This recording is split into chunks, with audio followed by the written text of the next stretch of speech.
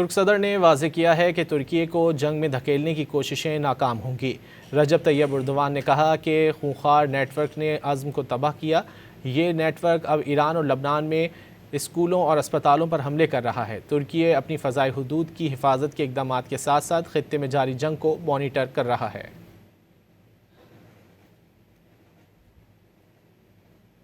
ترک صدر نے واضح کیا ہے کہ ترکی کو جنگ میں دھکیلنے کی کوششیں ناکام ہوں گی۔ رجب طیب ایردوان نے کہا کہ خونخوار نیٹ ورک نے عزم کو تباہ کیا۔ یہ نیٹ ورک اب ایران اور لبنان میں اسکولوں اور اسپتالوں پر حملے کر رہا ہے۔ ترکی اپنی فضائی حدود کی حفاظت کے اقدامات کے ساتھ ساتھ خطے میں جاری جنگ کو مانیٹر کر رہا ہے۔